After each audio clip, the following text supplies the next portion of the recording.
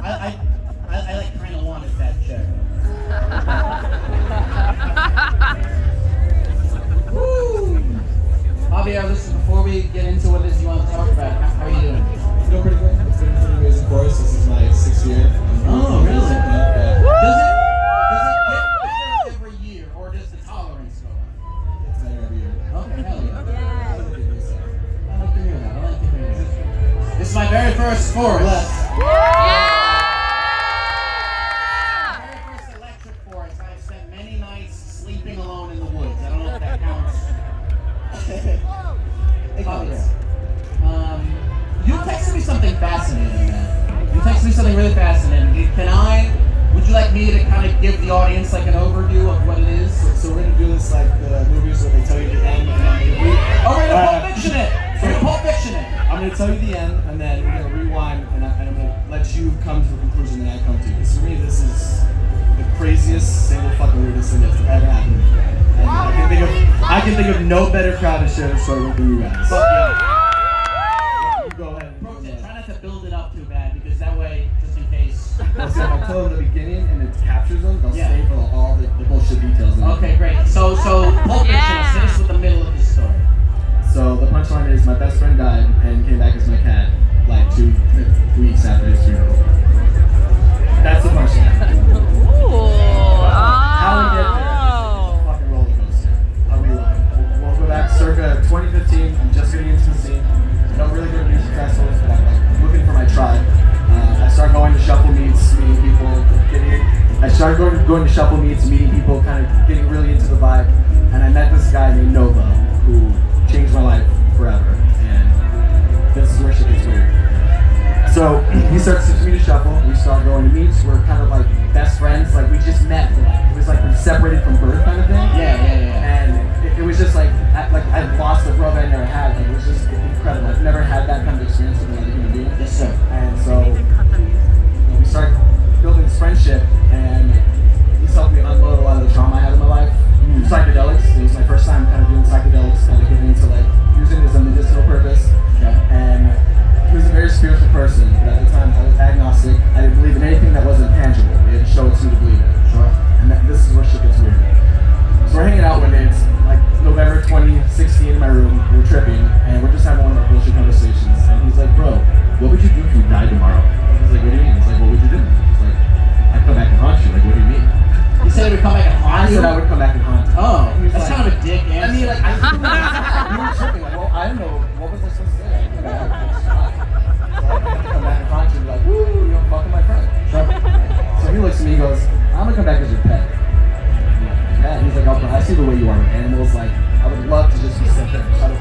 I'm fucking your baby. That's me. It doesn't matter what animal it is. Like, say peace. Like, So am I giving you cute aggression? I wanted to pet you, and you know what I'm saying? Like, you should. After later. So he says that, and I'm like, pet? He's like, yeah, I could be your dog. And I'm like, I can't have dogs in this apartment. He's like, well, what about a cat? And I was like, up to this point, I like cats, but I never owned a cat. So I was like, if I was gonna have a cat, it had to be a very specific cat. So we started laughing. He's like, what kind of cat would you like? I was like, well, I've always been partial to Garfield, so I would love an orange tabby cat. Wanted to be smart and independent, but like, you know, kind of like still want attention and love. You know, like I'd ask for a cat. He starts laughing. He's like, I got you. I got it. I'm coming back as your cat. Okay, so he's dropping all these hints. Random fucking conversation, right? Yeah. Fast forward now, it's January of the next year, 2017. Yeah. Him and I, we had plans for my birthday. I was gonna pick him up and this other friend of ours in a different state. I was gonna drive him back to my party and drive them back afterwards. We were fighting, I owed him some money, we were talking, kind of like caused a miscommunication between us. We were on the outs. So he had somebody else go pick up said friend. And on that drive back, said person flipped the car and killed them both. And the driver survived, my friend died, and the passenger died. And I found out like the stroke at midnight while I'm out having a birthday celebration, basically. Like I can't find him, no one can find him. Random phone call. And so then how did he come back as your cat? So this is where shit gets kind of weird. So my life pretty much crumbled when that happened. I like was. Can you guys not hear at all? Do I need to start over? Boost the music. Have you heard the story as it is thus far? What, you haven't heard anything? Nothing at all. Okay, basically, Alright. your friend was dropping hints Yes. That he was gonna come back as your cat. And he's a very spiritual person, so that's the key point, because he believes in magic and like with our thoughts we make the world. So he's dropping these subtle hints and also just kind of being my low-key mentor. You know, like I have no idea what the fuck this dude's planning. He's very like, with our thoughts we make the world, and I'm like, put it in my hand, I have to believe it. Okay. So he drops this hint, you know, I'll come back as your cat. We get into the fight, the car crash happens. I'm a wreck. Like I'm flunking college, I'm suicidal, like it was bad. Go to the funeral for the first time. His family knew who I was just by name. Like we had actually never met, but because he basically lived in my house, like they knew who I was. And so they came up and gave me an envelope full of his ashes, and he lives in this little genie bottle I keep around my neck. Oh wait, he's here? He's here right now, yeah. He's just trapped in here. Wait. It's a circle. This doesn't mean you killed a cat, does it? No. So this is human ashes. Okay. The cat, that's a whole fucking thing on itself. It just vanished in the ether the way it came. We'll get So how did he come back as a cat? So, go to the funeral, get the ashes, I'm bummed out. My sister randomly calls me up 2 weeks after the funeral, and she's like, bro, I need you to come to my house right now. There's this cat that's been camping outside my house for like 2 days, meowing. It's driving my dog fucking crazy. Like, I need you to come take it, bring it somewhere. Mind you, I'm the guy that everyone calls when there's something with an animal involved, like I always. So I thought nothing of it. My sister lived right around the corner, and I connect these dots after the fact because it's just too many coincidences to not do this. But my sister and Nova were intimate, and he also loved my sister's dog. So wait, you said your sister and this guy were intimate? Oh no, 100%. I set them up. I was hoping they were gonna like get married. Dude, setting a guy up with your sister is a bro move. You met my. It's a bro move. I like this guy. Yeah, she's awesome, and it was just fun. So she calls me. Yep. I start wondering. I'm gonna go there and see what the fuck's going on. So I go over to her house and I'm like, where's this cat? And she's like, it's in my bathroom. I just gave it a bath. I'm like, you gave a stray cat a bath. She's like, yeah, it's really friendly. I don't know if he used to live here, like what's going on, but just walked right in when I opened the door. It's not afraid of my dog, like it's weird. She opens the door and I swear to God, out strolls this fucking like 6-month-old orange tabby cat, and I fucking lost it. I fucking lost. I hit the ground. I'm bawling. And did the cat start humping your sister? No. It walked over, crawled into my lap, and put its fucking paw on my necklace. It just like looked in my eyes and meowed. Really? And, like I knew instantly. There was just no question about like what am I supposed to do at that point. And like, and then I'm crying. My sister has no idea what the fuck's going on. So now I'm like. So I want to say something, and you know, I also have kind of varying you know, ideas of reincarnation and what people come back as. But you said to me something in your text, and this is what captivated me. You told me that you were like positive that this cat is your friend. 100%. Tell me what is making you so sure? The moment I picked him up and he put his paw on first meet on my necklace and looked in my eyes and meowed, it was like, boo. That was his version of boo, and it stuck right in my soul. Everything I believed at that moment just went right out the window. Like I just said, fuck it. Like I know nothing. Now, do you and the cat still hang out? So this is where the shit gets kind of weird and roller coaster. So he comes into my life, he assimilates. My life goes right back to normal. It's as if never left. That life is good. I started getting my shit together. Go through college. I'm doing good.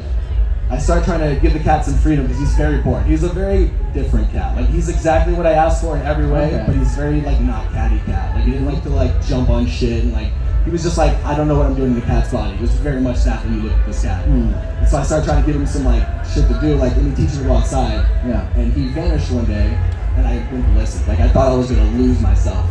And then he reappeared suddenly from under a tree. So I have a couple questions for you. Go ahead. First of all, what do you think you'll come back as when you die? I don't have any. I try not to think that far ahead. I have like anxiety when it comes to it, so I'll like think about it, circular thoughts, and it'll just kind of ruin me. So I'm just kind of vibing. Okay. Like whatever happens, happens. Do you have like a thing you would want to be? Like, would you want to be a cat? Would you want to come back as Goku? So low-key, I'm trying to think if I want to do the whole reincarnation wheel where you like the Dalai Lama like has stuff that he comes back and they like test if that's. I want to bury my necklace somewhere and just see if I come back someday. Like you're gonna bury this somewhere. Oh wait, okay. I thought you were talking about Goku thing. That goes to the grave with me. Okay. What the Goku thing? Or but this is part of the challenge. I'm gonna bury this. If I find it one day, I mean clearly it was meant to be, and then my memories will just come back. Like that's my goal. I would love for that to happen. Well, I want to ask the crowd. Does the crowd have any questions about this story? Anyone at all? Anyone at all? Any questions from the crowd? Hands. Yes, you, man. So the cat, that's where I was getting. still So I have the started cat. teaching Sorry him to interrupt outside you. and just kind of giving him some liberty to like be a cat. And he disappeared. I freaked out, brought him in, no more outside.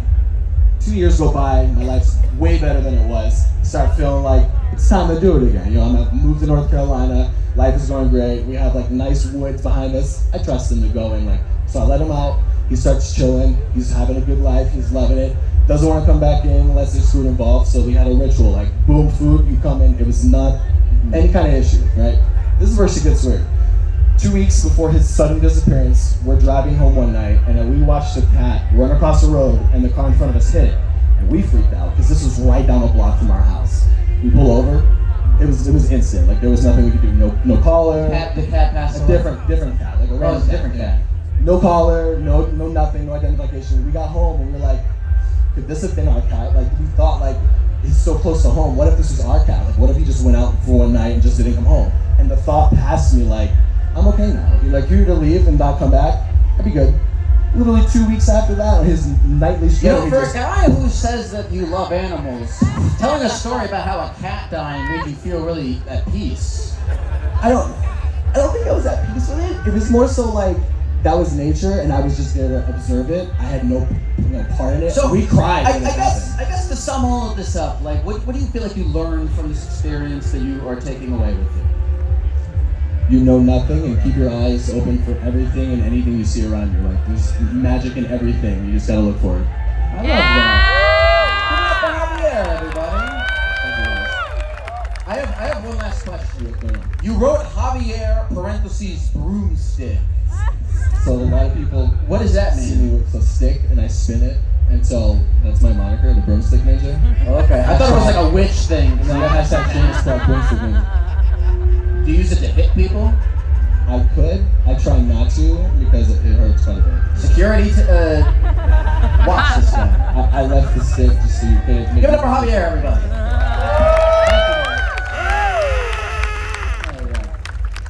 Javier, one more time. Give it up for him. Why did you do the first person to talk? Folks, that's how the show works. We bring somebody up. We learn a little bit about their